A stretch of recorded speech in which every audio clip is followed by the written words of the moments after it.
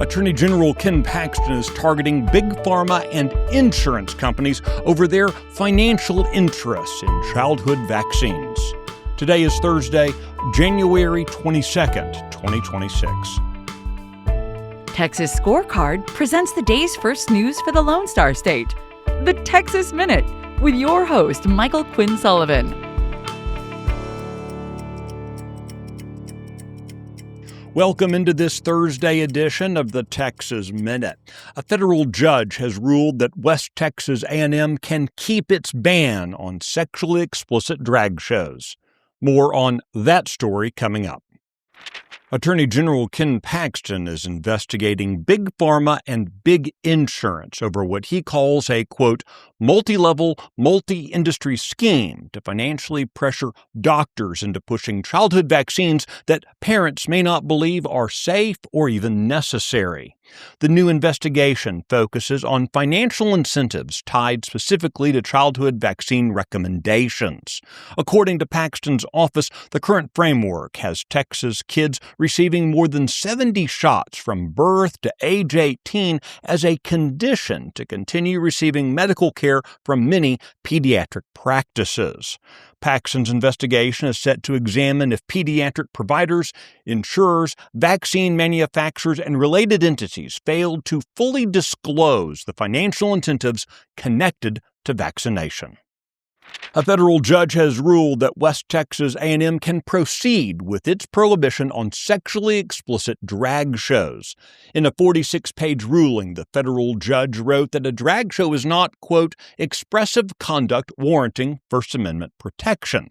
The ban first went into effect back in 2023 when the institution's president, Walter Windler, described drag shows as, quote, derisive, divisive, and demoralizing misogyny. He was right then, and he's right now. Governor Greg Abbott has ordered the Cypress Fairbanks Independent School District to terminate any negotiations to host the 2026 Houston Islamic Games. This follows revelations that the event was promoted as being sponsored by the New Jersey chapter of the Council on American Islamic Relations. Late last year, Governor Abbott designated CARE as a terrorist organization under state law. In a letter he sent yesterday to Cy-Fair ISD, the governor warned the district that it cannot use taxpayer-funded school facilities to host an event connected to the organization. He gave the district 7 days to confirm that any negotiations or agreements related to the Islamic Games have been terminated. Earlier this week, Grapevine-Colleyville Independent School District officials severed negotiations for a similar Islamic Games event after citizens there and elected officials raised concerns about CARE's involvement. Shortly after the governor sent his letter yesterday to Cy-Fair ISD, the Islamic Games dropped the event from their national website, meaning no specific Texas locations are now listed. The Texas Minute will be right back. Are you worried about your kid's future? You should be. I'm Charles Blaine with Texas Tomorrow. This is a show where we're going to talk about the issues and the people that are pushing the policies that concern your family, your home, and your kids. Catch Texas Tomorrow every Thursday.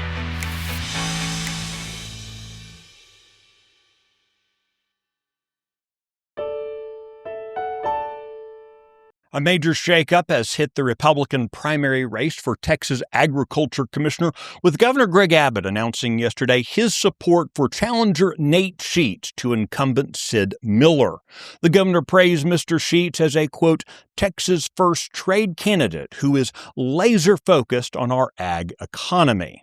Mr. Miller has faced a challenger in each re-election race since first winning the office more than a decade ago, but this marks the first time the governor has officially endorsed one of Mr. Miller's opponents. Abbott's announcement comes as an increasing number of conservative organizations that previously supported Mr. Miller have now backed Mr. Sheets this cycle. A spokesperson for Commissioner Miller told Texas Scorecard the campaign had nothing to add following the announcement. If you're enjoying this daily Texas news podcast and find it useful, I hope that you'll consider sharing it with your friends and encouraging them to subscribe.